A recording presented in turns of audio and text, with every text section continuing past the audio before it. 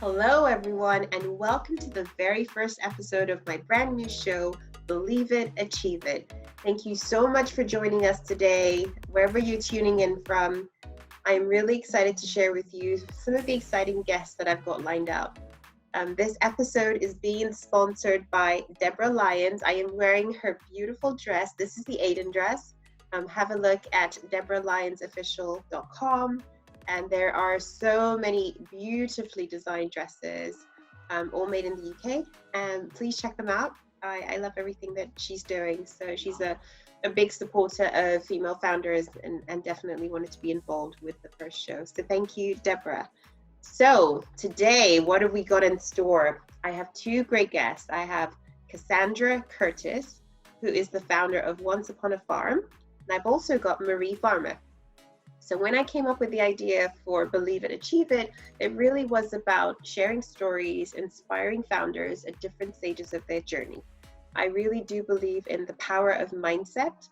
I personally am of the belief that if you put your mind to something, you can achieve it. You can achieve anything that you decide you will do.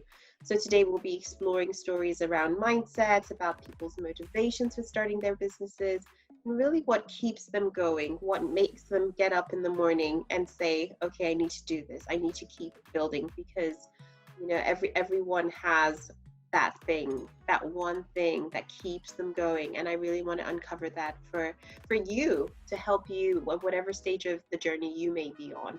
So I hope you find it inspiring. Please share your comments, please follow, please share with other people, and do let me know if there are particular guests you want to see on the show, if there's particular themes that you want me to cover. This is really about sharing knowledge, and I am definitely open to your feedback. So let's do this together. It's a journey, and I'm really excited to have you come on this journey with me. So enjoy listening. Thanks. I'm really excited to have my first guest to be Cassandra Curtis. Thank you so much for joining me all the way from California.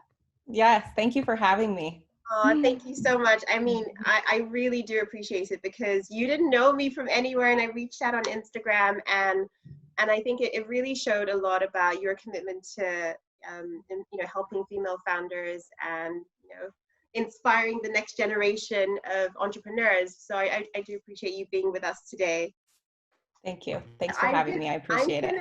I'm gonna read out your bio because I want to do it justice. I've picked your bio from LinkedIn. So Cassandra is the founder of Once Upon a Farm, and she is helping to change the landscape of childhood nutrition by creating the highest quality, freshest recipes on the market for kids of all ages. As a mother of three, Cassandra has always been committed to bringing only the freshest foods into her children's lives, understanding the importance of proper nutrition from day one. However, as a working mother, she quickly realized that finding time to shop, chop, prep, and create nutrient-dense and delicious food was difficult, and fresh, organic, pre-made food of the caliber and quality she expected was not available. It was this dilemma that inspired Cassandra to create the first product in the scope of a much larger portfolio, the first HPP organic, non-GMO baby food product that tots would enjoy and moms would feel confident in buying. As a nutrition fanatic foodie with an extensive background in the health and wellness spheres, Cassandra's first foray into baby food was as the president of Mother's Garden Inc., the first HPP baby food to hit the shelves in the United States. And prior to that, Cassandra led other startups in the San Diego area, primarily focusing on product development and operations in the health and wellness and CPG categories. Cassandra's deep passion of innovation, coupled by her understanding of business operation, nutrition, and food, combined with the experience of being a mother of three little ones, led her to pursue her ultimate passion to help create a one-of-a-kind kids brand that would become the new paradigm for childhood nutrition. Oh my God, Cassandra, I am so excited to chat to you. Welcome. Thank you. I mean, so many exciting stuff I want to talk about today, but did you always know that you wanted to be an entrepreneur? I, not consciously, but looking back through my life, I can see that I've had it in me since I was little. I mean, I remember when I was 7 years old, I started this company with my dad where we made these little barrettes, and I was selling them in front of grocery stores. Yeah. So, and looking back to, I mean, when I felt the most happy and in my creative zone, it's always been when I've been in that entrepreneurial phase. I've gone through being involved in a chocolate business, juice businesses. I was part of a holistic retreat center here in San Diego. And I was pursuing my degree in psychology, but wasn't so sure that that was the direction I had wanted to go in. And when I became a mom, it really came to a head because I found a really great opportunity that I personally felt really passionate about. And I knew I was going to go for it. And, I decided to move in this direction and have never looked back once. I love it. And it's interesting because people often say to me, like, when is the right time to start a business? And I guess it wouldn't be obvious that after you become a mom is the best time. Funny enough, I became an entrepreneur after having my second child. And it was after I had this time to think. I had a C-section and I was just like, I had loads of time to think about what I wanted to do with my life. Was there anyone at that point that encouraged you? I mean, or even, had doubts and said, is this the right time? How did you get through that?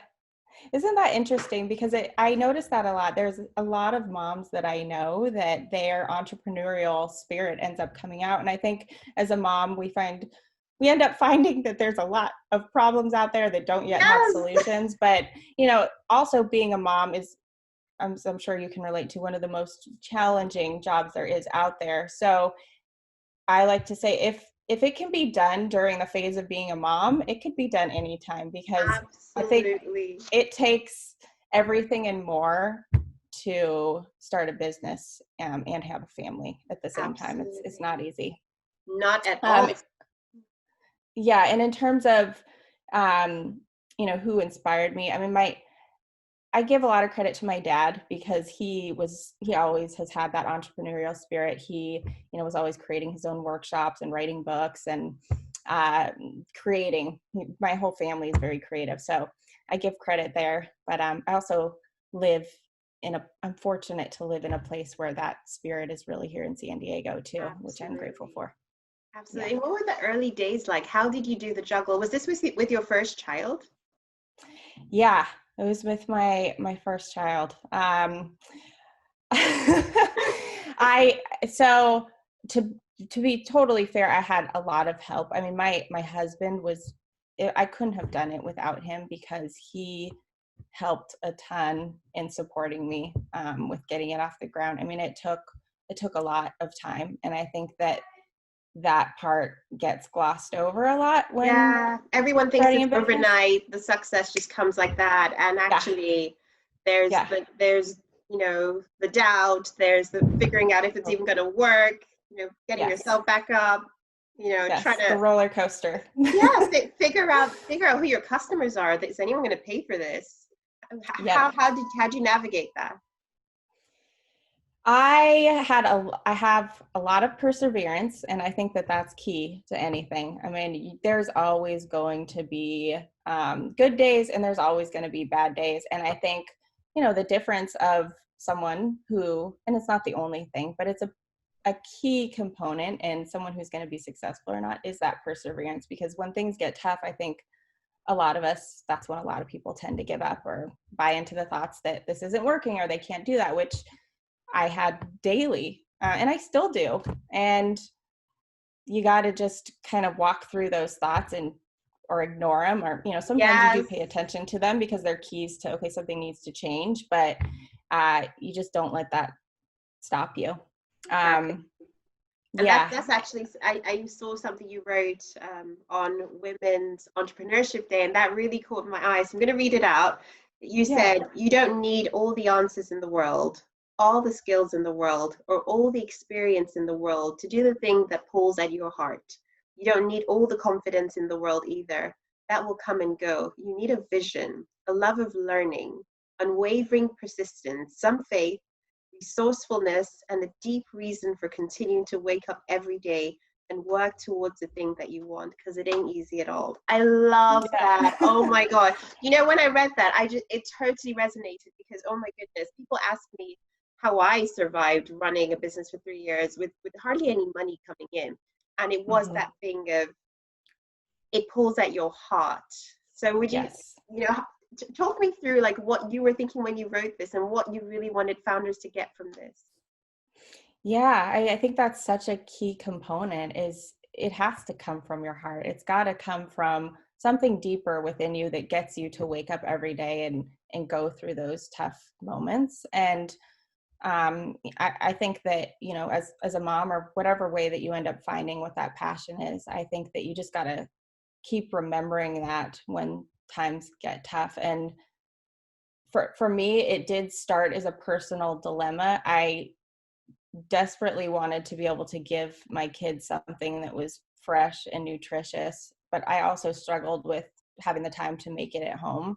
Mm. And, you know, when I went to the store, I realized that all you could find at that time was shelf stable baby food on the shelves, which at that time, very ironically, you know, I literally was feeding my dog better food than I could buy my baby because there's refrigerated pet foods in pretty much every store in the United States now. Um, and then it just became a passion. Like babies are some of our most important humans on the planet. Absolutely. So they deserve something that actually is perishable. We're Yes, supposed yeah, to that's eat good things. for them. Exactly. It's so true. And did you know Yeah. much about that process of keeping the food fresh and Nope. how did Not at all. how did I that mean, work? I knew little bits of it because I knew people that were in the juice industry and I was familiar with the technology that we use called high pressure pascalization. But I didn't know much. It's not like I came from a business background. So I had to learn it as I went. And that's another key piece to, I think, how I've done it too, is making sure that I have brought in the right people where my skill set's lacking, making sure that I'm reaching out to people that do have those skill sets, and, you know, doing a lot of the research and paving the way on my own is how it started in the beginning.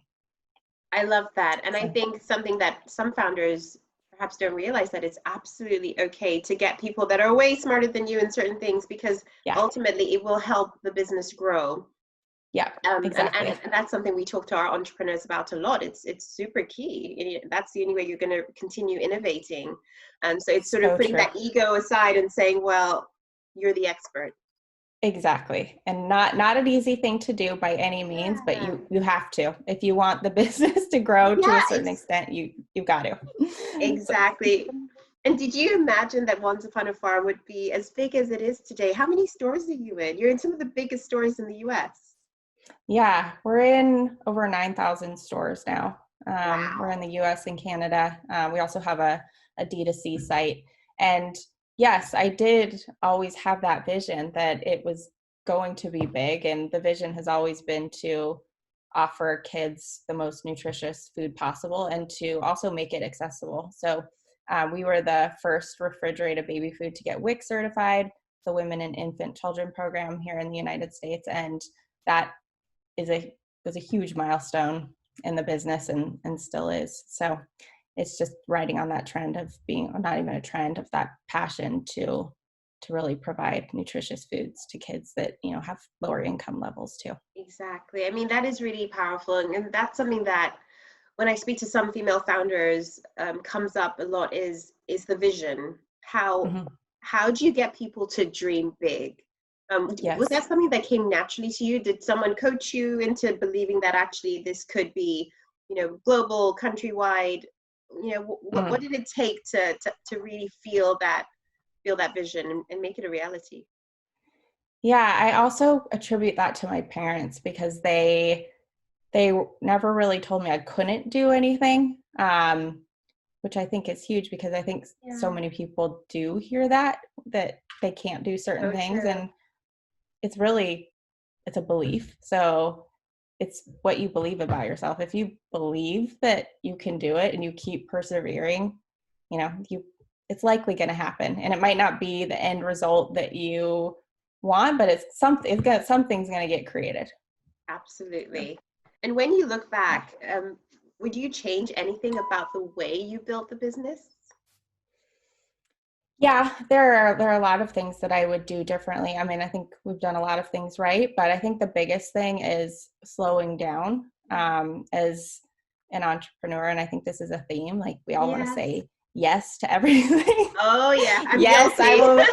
I'm Yes, I guilty. will do that innovation for you, even though it doesn't really make much business sense. Yes, I will go into the furthest store at the opposite end of the United States, even though it's the most expensive to get there. Yes, yes, yes. And um, I mean that did us well because speed to market was a key component in building out the fresh baby food category, but I still could have slowed it down a little bit. So being more methodical with decision making and saying no sometimes I think could have been in our best interest. So I would definitely take that learning, slow down, not don't be afraid to say no, Yes. and just be a little more methodical with how you build it out. But for the most part, you know, it, the way that it started did well. It's ended well. I love So it. I love it. And it sounds like you've been very intentional about the culture of the company.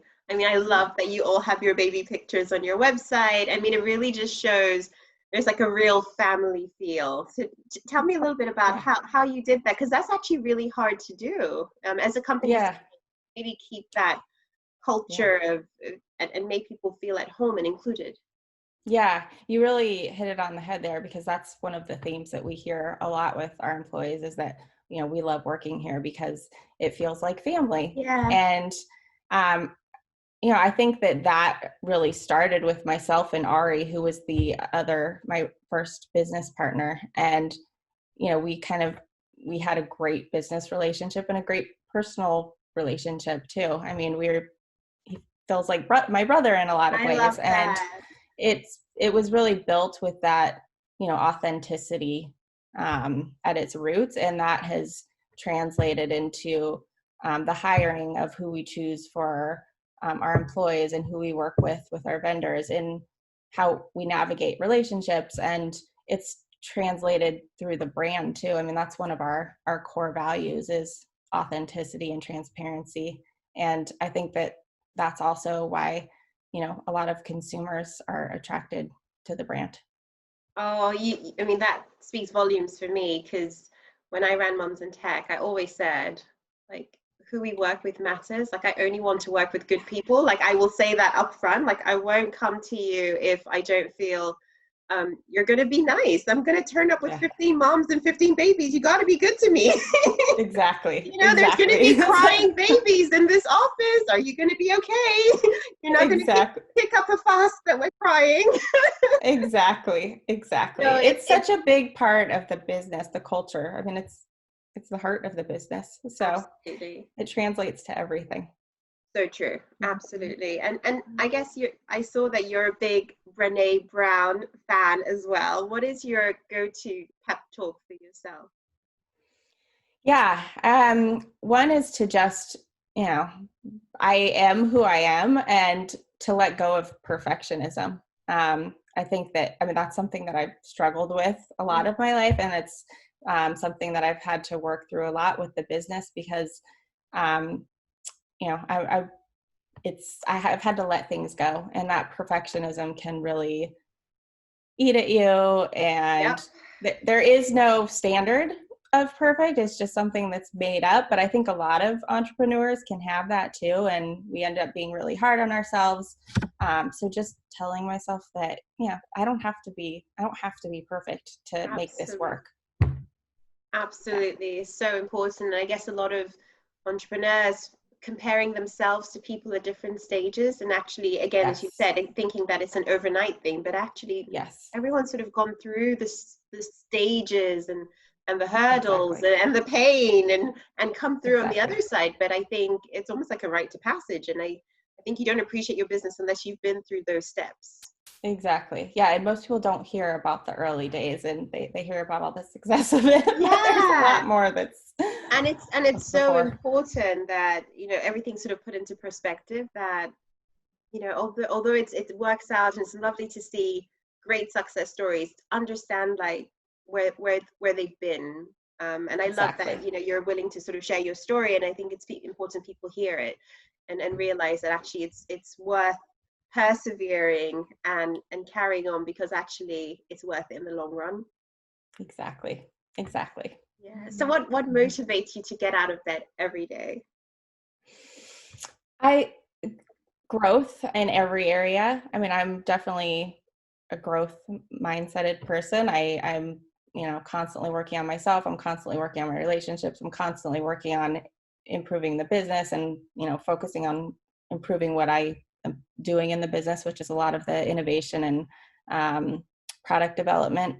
So that's what motivates me is, every day is going to be different, and I get to challenge myself every day. And I think complacency is one of the biggest things that really can dull our lives. So the True. more we can challenge ourselves to grow in certain areas, and it's not always easy. Sometimes I don't want to get out of bed, Yeah. but I'd say for the most part, that's what drives me is continuing to grow and evolve. Love that. Love that. So Mm-hmm. tell us about how you met your co-founders. What was that process like? Yeah, it was Identify. very serendipitous, I can tell you that. So Ari, who was my original business partner, still in the business, he's now the president of the company. He actually found my website. He was doing something similar with baby food in the DC area, opposite side of the US. And he was delivering fresh baby food to parents in the local DC area. He, started to have distribution issues because it was fresh. It was Yeah. totally fresh. He wasn't using pasteurization stuff like we're using. And he had researched that, and he didn't think any baby food companies were Yeah. doing it yet, but he had found my website, which was at that time Mother's Garden. And he reached out to me, and serendipitously, I think it was the day before he had called, I had decided I wanted to get a business partner because I realized I was going to need someone who had these complementary skills to be able to get the company to where I wanted. And he literally had reached out like a day or two later. And I had gotten a lot of inquiries at that time because I was doing something really innovative. No other baby foods had done that before. So I was hesitant on replying because a lot of it was competitors trying to fish for Exactly. information, but he was very persistent. And for whatever reason, I just said, hey, I'm going to call this guy back. And we hit it off on the first phone call, and had a series of conversations over the course of a month or two. And some would probably think I'm nuts at this time, but it was one of the best decisions I could have made. Was we decided to partner over the phone after we hadn't even met each other face to face. Wow, but you had a feeling. You trusted your gut. Exactly. Yep. And he ended up moving out here about 6 months later to San Diego, changed his whole life to come out here. And now we live right down the street from each other. Oh, But I love that. That yeah, is powerful. it is. It really is. And then, um, we had gotten the business. I think we were in maybe 600, maybe not even 600 stores, but we were still very small. Yeah. But wanting to take the business to the next level. And one of our advisors at the time had a connection with Jennifer Garner, and John Forker, who's now our CEO, was one of our first investors in the company. Wow. So through a series of serendipitous events, Jennifer Garner had requested samples of our baby food, and of course we weren't going to turn that down. So we sent her samples, and before we knew it, she was asking to meet with us up in her office in LA. And we went up there and sat with her and told her all about the mission and vision, and I think it really aligned with her heart too, because she was doing and still is doing a lot of work with Save the Children. So it really aligned with her values. And her and John met up, and it just all came together that everyone was ready to jump on board with this company. So they came on board in 2017, and we've really accelerated the company since then. Wow. Wow, I mean it's the power of, and I say to people, even just knowing your values, because I think sometimes it takes people a while to sort of set it down in stone. Yeah. Knowing that just helps you identify who is aligned. Because I think if you're sort of Yes. blowing in the wind, it's really Yes. hard to know, well, who's a good fit. That you know exactly what you stand for, your mission, Yes. why you exist, and it's also easy for Yes. them to find whether they're aligned to you. That's huge. And yeah, and you bring up a good point because you had asked a question earlier about, what would I do differently? And that is something I would do. I would, and they, it changes and evolves as you grow and the business grows, but having that kind of written down and solidified at different stages of the business to help guide decisions, like it's easier to decide if it's a yes or a no quickly if you have that Exactly. blueprint written down. And So, actually, I know a founder who shows her value system and her beliefs to every employee before she hires them, and just really oh, makes that's takes her time to make sure that they are aligned. Because as you say, it flows through everything. Because they're the touch points with your customers. They're building yes, they're building your business. And I guess it's so powerful to know that you're on the same page. It just makes it so much 100%. easier to trust them. 100%. Yeah, I Very love that. Yay. So, what are your most memorable milestones as you've built Once Upon a Farm? Yeah, definitely meeting Ari. That was one. Getting in, my first store ever, as even before Ari came in, that was a huge milestone, Oh, because of all the pre-work that went up to that point. So exactly. seeing it the first time on the shelf, like I think I cried because there's so much work I had been put would. into it. Yeah. I would feel And then, happy. It's in the yeah, store. yeah, very touching moment. And then we got into the first largest account that we got in was Whole Foods in the Northeast, and that was a huge success. And actually, I attribute a lot of the beginning success to us going into that account because it was an account that we did really well in. It was right where our target consumer was, and we showed really good turns. So we were able to take that data and show it to other stores, which gave us a easier story to get into other retailers with. Um, and then the other thing is having Jen and John come on board. That was really a pivotal moment. And being the first WIC certified refrigerated baby food is very remarkable. So Yay. Oh, I love yeah. it. I love your story. I think it's so inspiring. I mean, what would you say to Marie, who is an early stage founder, and other female founders who are at the beginning of their journey, may have those moments where they doubt themselves and they just need to know that it's Yeah. possible? What would you say to them? I would say to remind themselves that what they're going through is normal. That process is totally normal. Everyone goes through it. There's going to be good days, there's going to be bad days. You just got to keep your eye on the bigger vision, but also remain flexible and nimble to be able to pivot or change as you learn new things. I love So that. That's really, yeah. really, really powerful. Yeah, and continuing to connect in to the why. Why are you doing this? Because again, like we talked about, that passion is Exactly. what keeps you motivated. So true. So I spoke to Marie earlier, and she did have one question for you. And she says Once Upon a Farm is literally like the gold standard. You set the bar pretty high for other baby food companies. When do you think other brands will get to your level? Because you set it pretty high, and I guess everyone's playing catch up in terms of your Mm, packaging, the way you actually prepare the mm, food, and all those mhm. all those things that really set you apart. Do you think they'll catch up soon, and what's sort of holding them back? Yeah, it's a challenge because I think that, well, and that I talked about speed to market earlier, and I think that was pivotal in this business because there's only so much dairy space that retailers are willing to allocate towards this category. The dairy set has very high turning SKUs, and Yes. yogurt can turn a lot, and there's a high standard. So we were the first one to get in that space and to test the concept with retailers. So we kind of have an advantage that we've already proven ourselves out.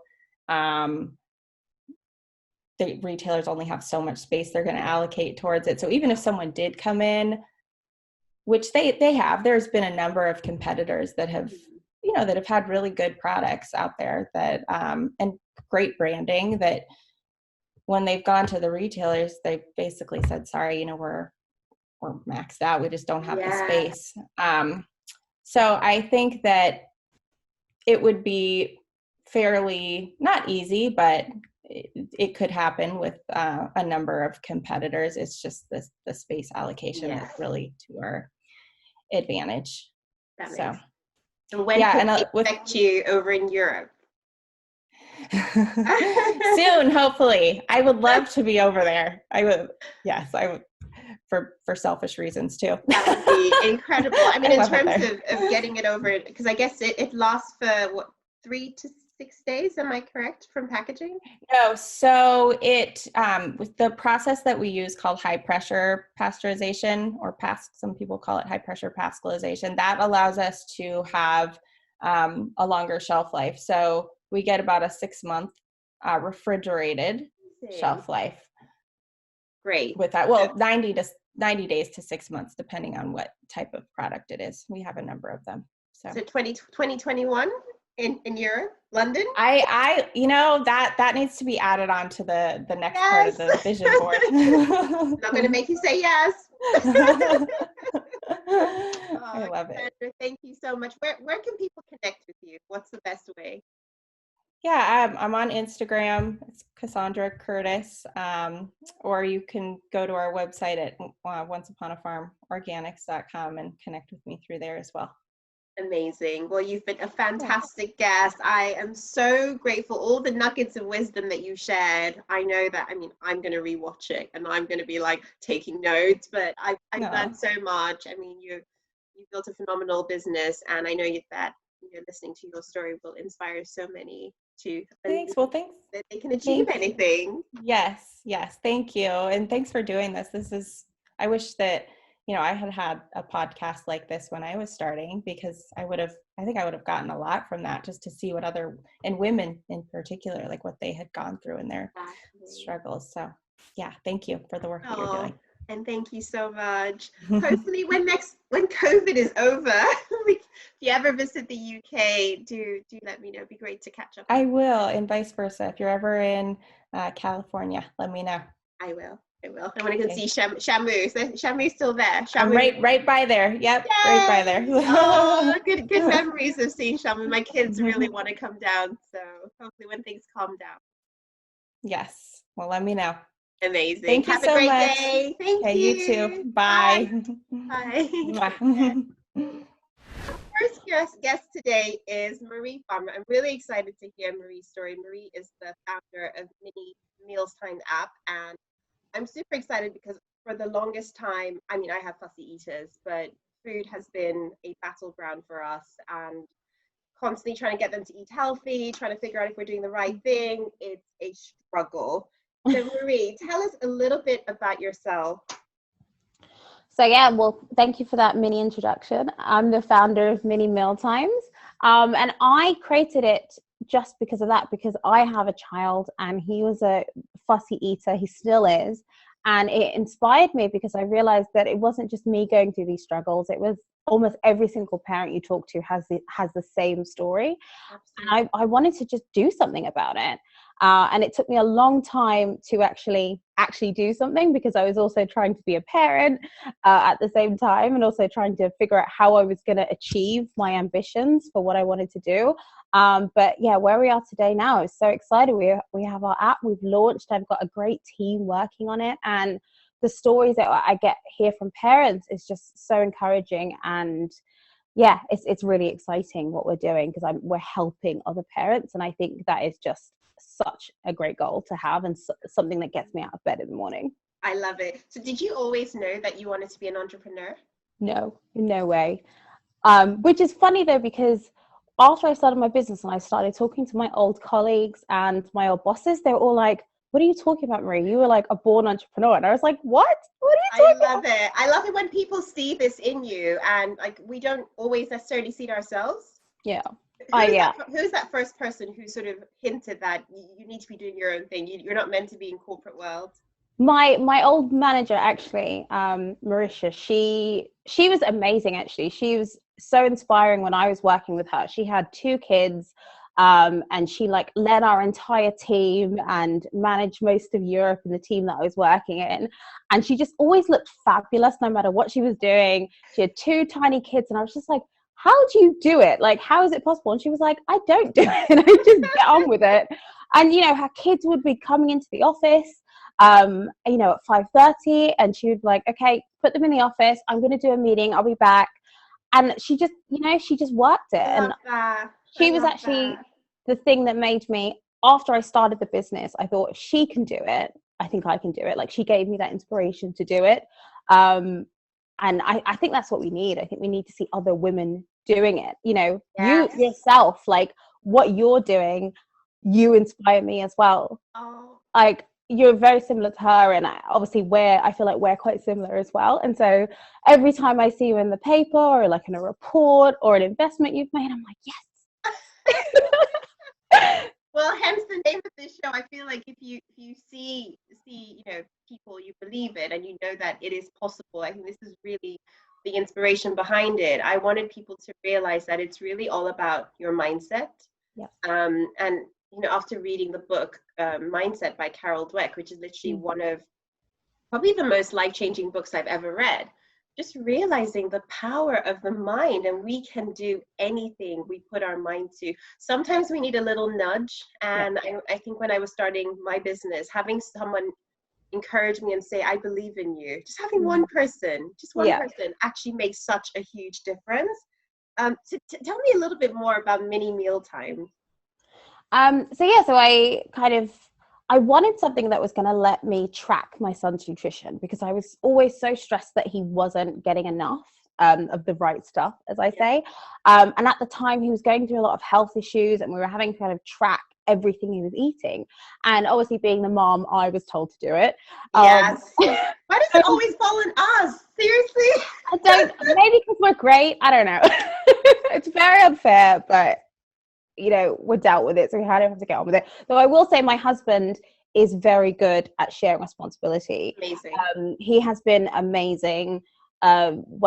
Since I started the business, he has always been really supportive. Half the time he goes, Maria, I have no idea what you're talking about, but I believe in you. Oh my God, I love that. You know what? That is so powerful, because there is nothing better than being able to come home, talk about your business with your spouse, and just like share that dream together, and like really be on that journey, because it's hard work. It's a lot of emotional labor. It's a labor of love. Yeah, exactly. And there's good days and bad days, and just knowing that you can actually share that burden, like, that is so powerful. Well done him. I love it. I love to hear stories like that. Yay! So, when I start talking about kind of nutrition labels and calculating things and cap tables, his eyes just glaze over. Like, I don't know what you're talking about, but I'm like, yeah. So I know I'm very lucky to have a supportive family, and that I think is also really important for any entrepreneur, any woman, to have that support network, whether it is for your family, your friends, your colleagues, even your customers. Like, you need that network to lift you up, and if you're lifting other people up, they'll lift you up. One of my favorite gifts, you know, that gift, it's like I don't know the artist, but you know the cartoon of like a woman lifting another woman up, and then she brings another woman up.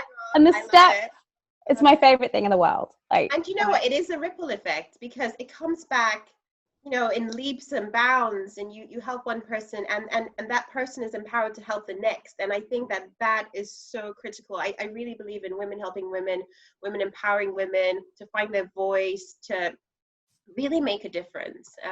It's so powerful, and all it takes is, you know, seeing that one person do something, and you know, just feeling that, wow, anything is possible. She did it. Exactly. We should all be rooting for each other. We should. If you are listening and watching this, that's what you should be doing. And if you're not, you need to start. That is what it's all about. And I think, you know, it makes such a difference. Sisterhood. It really is. You know, my mentor always says, my tribe, sisterhood. it's so important that we think that way. It's not a competition. If we all do well, you know, I think that really does go a long way. Yes, I totally agree with you. Like 100%, definitely. But yeah, sorry. That's what happens when you chat. So, yeah, so I was obviously the one doing the nutrition tracking, and it was in a notebook, and I was just like, a notebook? I don't write in notebooks. Like, I don't even have a diary. Like, I never even had a diary as a kid. So, but I love tracking. I love knowing all the data and everything. So I was like, okay, how can I make this more modern and relevant to me, and being able to give me like really specific feedback, not just generic article on the internet, get your kids to eat healthy. Exactly. You know, really specific, actionable help that's relevant to my child. And there wasn't anything. And the closest option I had at the time was going to like a private dietitian. It was so expensive. And I was just like, the average person, like even like most people are not going to be able to afford to spend hundreds and hundreds of pounds on consultations. No. And how is it, like, what is the way that I can do that to make that more accessible, to make it more affordable, to bring high quality nutrition to everyone, right? But also to the modern parent, and not just giving them another notebook, condensing all this information relevant to them and putting it on their phones, because we all live on our phones. Oh my God, yes, exactly. And I have no shame. Yeah, I have no shame in that. Like, I'm obsessed with my phone. I totally like, I probably shouldn't admit that actually, but I'm totally obsessed. So, no judgment here. Safe space. No, safe space. Yeah. And so, yeah, that's what I did. I spent a long time talking to other parents, talking to clinicians, GPs, other dietitians, other nutritionists, even more parents, and myself, developers, and other investors as well, to figure out like if this was a good idea, and if it was, how are we going to build it? How are we going to achieve it? I love it. And in those early days, how did you find those first few people to start bouncing that idea with? How did you find your tribe, your customers? So at first I told my friends, because that's what you do, right? You kind of feel it out with your friends. But then I was like, no, my friends are terrible to us. Yeah, they're going to say, great, it's great. Nothing's wrong with it. That's great. Worst idea in the world. So I started like approaching women in like Starbucks and the supermarket aisle. I love it. Did you have your notebook at least and be like, look, I have a question to ask you? No, I had my phone. I don't do notebooks. No notebooks. I'm banning notebooks. Think about the environment. What were they like? Were they receptive? How did you get them to open up? Well, I think I'm quite like friendly and approachable. So I kind of did it in a casual way, and I think particularly when you have young children, and my son was with me at the time, if you see another mother, you kind of automatically assume they're in your tribe, right? Exactly. And so I was like, they're going to be receptive to me. Also, they don't know me, so that sometimes helps, because you're more. I find people are a lot more honest when they have no incentive to be, if that makes sense. Absolutely. Because there's no pressure to not hurt your feelings. And so sometimes you're like, oh no, maybe tell me my idea is great, but I need a little bit of softness. But you get such honest, amazing feedback from parents, and then you get that genuine excitement from them, and you can tell whether it's genuine or not. So I got such gold nuggets of information from parents in those early conversations, which was fantastic, and it's still fantastic. Unfortunately, due to the pandemic, I can't really do that anymore. But even up until like March, I was still doing that. I would just go to women. And one of my favorite stories is I was sitting on the tube train, and where I live, it is in London, but it's the outskirts. So the train is every 15 minutes, even though it's a tube. And so sitting on this platform with this woman, and we just got to talking, and I was kind of telling her a vague description of my app. But I hadn't gone into too much detail, because I was like, I don't want to bug people. We're waiting on the train. We're just being casual. She was like, oh, I think you've got a competitor. I heard about an app like that. I downloaded it recently. And I was like, who? Because as far as I know, Mini Mealtimes is very unique. And she was like, oh, I can't remember the name. 1 second. She looked at the app, and she knew what it was. Oh my God. Talk about the universe bringing you together. Yeah, and she's my neighbor, because we are, we're by the train station. So I was just like, that must have been really wonderful to see it in the hands of someone, so, someone who'd already been using it. I mean, yeah. how did you feel? I was really happy. I was so excited. I was like, yeah, I was so excited because I was just like, someone is using the app. Yes. One of my favorite stats on the app, in terms of usage, was when we crossed the the threshold so what I call it is when more people that you don't know are using your product than people you do know. Because obviously for most people, your first customers are your friends. Yes. The people that you kind of go into using Yeah. like Are you still using it? Yeah, I'm coming around to your house, so just checking, and so once we passed that threshold, I was so excited, and for me that was the first kind of indicator of success that we were onto a good track. So I was like, okay, so strangers are downloading it and using it and giving me feedback and emailing me unprompted saying, I love this about it, thank you. When I heard the description, I was so excited about it. I found it really helpful. One parent did tell me that she uses the app for her older daughter, and goes, ha, like you can't eat that. And I'm like, no, don't do that. But I'm glad that you. In those early days, when you're getting so much feedback and you're starting to see situations where it's being used in a slightly different way than you intended, were you tempted to sort of pivot, get a bit distracted, and explore older kids as well? Did that ever cross your mind? So the app now is currently available for children between the ages of 1 to 18. But originally I was really, really focused on 1 to 6s because our mission is to make early nutrition more accessible and to make it better, basically, because early nutrition has a massive lifelong impact on children's lives, on families' lives, and also like the economy. Healthier children and happier children grow up to be healthy, happy adults. Absolutely. And so, our mission is to kind of attack it at the seed and make sure that children are growing healthy from the start. And we hope we can be, helping hands to parents at this stage, but also as they grow older. But initially I was very focused on the 1 to 6 age range. But then talking to more parents, I realized that we wanted to be a helping hand. We should be a helping hand as they grow older, because children don't suddenly stop being fussy at 6. Yeah.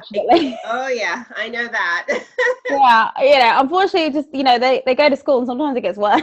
Yes, my 8-year-old's like, I don't want to eat that. No, I don't eat that. Or you go, what did you have for lunch at school? Nothing. I don't remember. I know. I get more detail out of my 6-year-old these days, actually, than my 8-year-old. She does everything. She's like, we had pudding and we had ice cream. I'm like, you get ice cream at school? Yeah. What do you think about that, the school side of things and the nutrition and what they're getting? I mean, it's very dependent on the school, right? So some schools are really on board, they're on the ball, the meals are really nutritionally balanced. They try to be. Other schools are doing a lot worse, and that's budget. They're restricted by budget, so we're not going to demonize any schools. But like, even my son at school, who's like super healthy, they have a pudding option every day. And for me, I'm like, pudding is like it's like pudding's a treat. It's like, a treat. I don't offer them cake every day. And he doesn't take it because he's not a big like sweets person, thankfully. I like to say it's because of my excellent parenting, but I think it's luck of the draw sometimes, isn't it? He doesn't eat chocolate. But schools are trying their best, parents are trying their best, and I think we just try to all need to be supportive of each other and considerate of each other. But I know a lot of parents want to know more about what their kids are actually eating at lunchtime, because it's out of your hands somewhat, and your kids are in school for the majority of their week. That's true. And so I realized a while ago that actually a large chunk of their diet is in school, especially if you're a busy parent and you're a working parent. Sometimes your kid is going to breakfast club, after school club, they're having lunch at school. So so true. And so you're like, they need to know if their kids are having a healthy meal. And also just, if you're giving them, if they're having like beans and chips and fish fingers for lunch at school, you don't want to give that to them at dinner time. Absolutely. You balance it up at home. Exactly. So that's actually one of our future features, as I call them, which is something that parents have asked for. We haven't built it in yet, but it's on our to-do list to be able to build that out. And we were planning to start building it during the pandemic, but then I was like, oh, school is shut. There you I am go. hoping that schools stay open. I mean, it's been a lifesaver. Yeah. And I can only imagine building a business while homeschooling. What was that like? Oh, virtually impossible. It was so difficult. I had to do so much work after they'd gone to sleep because Yeah. it was hard to do it during the day because obviously you have to homeschool, you have to focus on them. But you also want to do fun activities with them because it's such a weird time and you don't want to like. Exactly. I have a 5-year-old, but I think even for older kids, you don't expect them to sit at the table in the living room from No. 9 to 3 doing schoolwork. You know, that would drive everyone crazy. So trying to have the balance of like learning and fun, but also getting some work done, it was really tricky. And I think the term that I wish we could ban was work-life balance. Oh, it does not exist. It's There's thank like you. no such thing. It doesn't, yeah, exactly. And I see it all the time and it makes me scream. I'm like, Cringe. it's not a thing. It's like, stop using it. It doesn't exist. No, and it only ever applies to women as well. Like nobody asked men that question. Specific to No, women. no. And I think, one of the questions that I used to hear female founders getting asked at pitches, this is before I joined the world of venture capital, was, are you going to have a family? How are you going to balance it when you have kids? I mean, what a ridiculous question. Yeah, I mean, they never ask a guy that. no, it's ridiculous. So I only have one child, but I consider mini meal times to be my second baby. And it's running a business and building a business and creating a child and raising a child are very similar. So true. And I guess, with all that going on, I guess it brings me nicely on to my next question. What motivates you to get out of bed every day? My son, making my son proud and having him grow up and seeing me as like, oh, my mom is this amazing, CEO founder, she's a working mom. Like I want to make my son proud. And I also want to help other parents as well. I think both of those things are the things that kind of get me through the day, even when I have a bad day where I'm rejected a lot or things don't go exactly to plan or I'm not as productive as I would like to be. Those are the things that kind of keep me going. And if you ask my son what I do, he says, "Oh, mommy does business work." That's and then I say, "Well, what does that look? What's business work?" And he was just like, he just. I love it. I think there's nothing more powerful than kids seeing what we do, having a sense of understanding. When I did Mums in Tech, I would take Ivy to every single session, take her to talks. I even did that with Iris. I feel quite lucky I was able to do that as well when she was a little younger. But it's nice that it put us into context, like when we're not away, when we're not with them, what are we doing? They get it. They can tell that narrative. It's so good for them. I read a study recently where it said that actually I was surprised boys, if they see their parents working, specifically their mothers, they have a better appreciation of women working as they get older. But then for girls, it's really inspiring and gives them more confidence. So I think it's so important to see parents showing their kids, bringing them to work and showing them what they do and making them see that like it's possible to do this, but also showing them how, like, maybe not my 5-year-old because he's a bit too young. As they get older, showing them that it's difficult and that there's no such thing as a work-life balance, but it's really rewarding. And like some nights it might be so hard. A couple of days ago, I was up until 1:30 a.m. pitching investors. Wow. Oh my goodness. Yeah, I was so tired, but I was so happy because I was like, this is what I'm doing. So even in the morning, I was like, yeah, mommy's really tired and she needs more coffee because she was up really late. And he was like, oh, mommy, I love you. Do you want me to get you some coffee? Oh, that is amazing. I absolutely love it. Does anything scare you? You sound really positive, and it sounds like you can take on the world. Does anything ever scare you? 2 things: snakes. Absolutely terrified of the things. Like I can't even look at pictures. I'm so scared of them. And I think just like disappointing people. That is my worst fear. Disappointing people. And I'm sure I have. I don't want to let's not go down that road because I don't want to spiral. But that's my worst fear because I have this thing where I'm not scared of failure. Does that make sense? Like I don't get scared of failure. I jump in with everything I do. And if it doesn't work out, I just see that as, I just try to take what I can get from that situation and use it as a building, like a step to go on to the next thing. Oh, that's good. So I'm not scared of it, but I know that other people are. And, you know, we spoke about support networks being really crucial, but I think also we need to think about, like, people are supporting us, but we also need to be aware of, like, supporting other people and not just taking their energy and their support, but like giving it back to them, being aware of people's limitations and like what works for them. And just being really aware of other people's like emotions, and listening and understanding that, like, so people can't give you everything, and that's okay.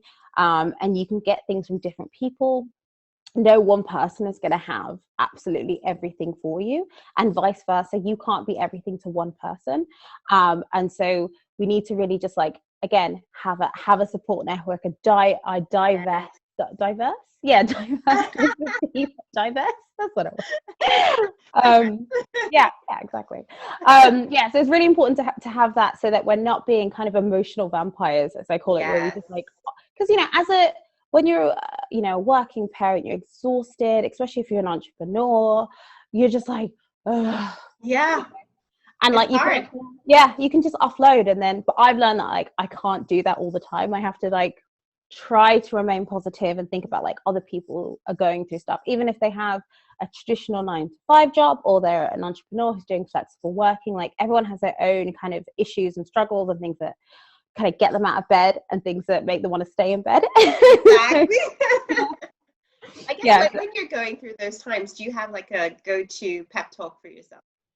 You can get through this. You can like, and that's what I said to myself when I was going through labor.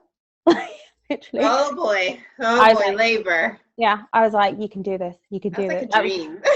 In my head over and over and over again, because I also did it with no medication at all. Like, wow. Okay, now you're my hero. Oh no. Wow. I had gas in there, and in the end I was like, bring the epidural. Bring it on. Hey, do you know what? Whatever gets you through it. That's as long as they're out and healthy, then that's all. Wow. No, but that is beautiful. And again, it's worth it. I could get through it because, like, you've got your beautiful, beautiful baby, and that's what it's all about. Yeah, and it's just like my startup. Like, I'm like, I can do this. I can get through this. Like, even if it's something that's exciting or hard or scary or easy, I'm like, yeah, it's either I can get through this or I can get through this.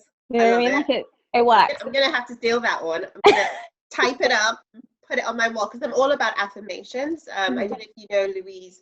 Hey, positive affirmations have literally changed my life. I started working with a coach in January, and ever since, it's just been life-changing. Just having that constant talk with myself and reminding myself about what I'm capable of doing, because it's so easy to forget.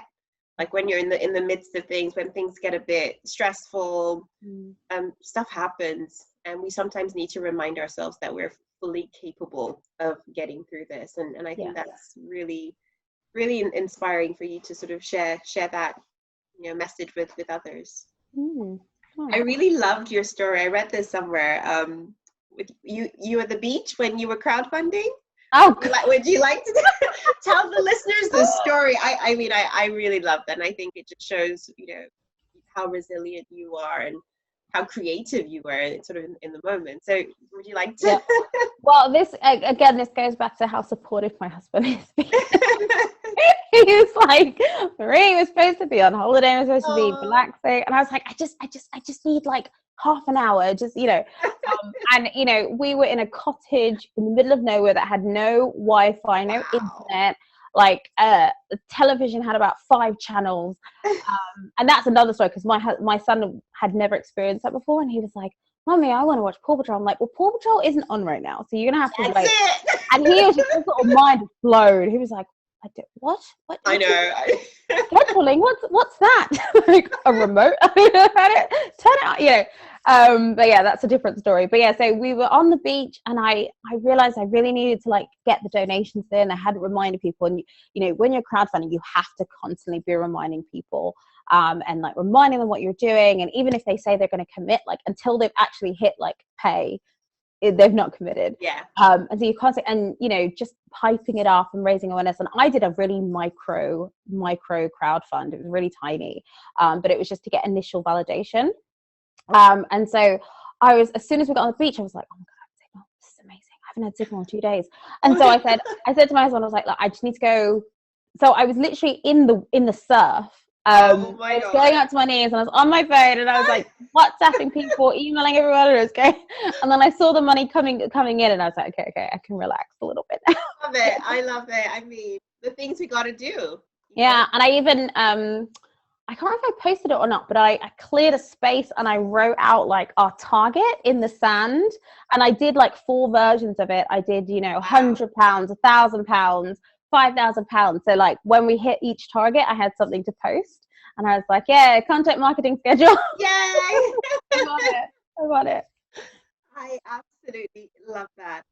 Also for me, I want to know, we've got Cassandra Curtis coming on later on in the show, and I want to know what you wanted to ask her. So she's the founder of Once Upon a Farm, which is incredible, and they've grown so quickly. What would you like to ask Cassandra? Oh God, that's a tough one. So many questions. I love their products. I think it's fantastic. And their packaging and branding is fantastic. And obviously the team is really cohesive, and I love that. I think my question to Cassandra, because obviously she's like the recipe guru and comes up with all the new stuff. I think I would ask her, how does she think, like, what does she think of other brands, because their packaging and all the ingredients for what they put in the food are like very fresh. They're relatively seasonal, they're ethically sourced, like it's the whole thing is great. Yes. But obviously not every brand lives up to that expectation. And so I wanted to ask her kind of, what does she think of that? Does she think that will always remain kind of a niche product, or does she think eventually every single food brand targeted towards children and adults ultimately will be at that standard? Because obviously they are at a very high level. Yes. They have very high standards, but that doesn't Absolutely. apply to a lot of people. So does she think that when will people get on her level, basically? I love it. Brilliant. I will pass that question on. And what advice would you give to other female founders who are at a similar stage to you, starting off on their journey a couple of years in? What's your gift to them? Again, so many tips, things to do. One, you have to make sure that whatever you're doing, you love it inside and out, because there will be days where it will be awful, and you'll want to give up, but you won't, because you love this idea so much, you believe in your product so much, or whether you're a solo founder or you have co-founders, like you and your team really love the mission, they believe in it, and no matter what, like thick or thin, you're gonna see it through, whether it is super successful or not, you will still love this product. So if tomorrow, for some reason, Mini Meal Times finishes for whatever reason, I will still be incredibly proud of what we did. And I will regret nothing. And I think that's really, really important for any founder. Obviously, but we're talking to like female founders now. But just just love your product, and that will take you to the end. I love that. And that is a really powerful message to end on. So Marie, how can people connect with you? I am I'm available. So go on our website, which is www.minimealtimes.com. We're also on Instagram, we're on YouTube, we're on Facebook, all under Mini Meal Times. Twitter, we're now getting a Snapchat. So if you're on Snapchat, check us out. Maybe TikTok, I don't know. You're always dancing.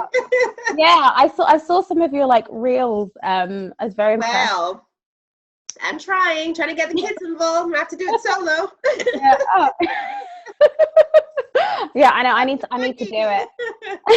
Just like, yeah, I don't know. I feel like we could have done a TikTok now because we're in such similar outfits. You gotta do it. Gotta do something. I don't know.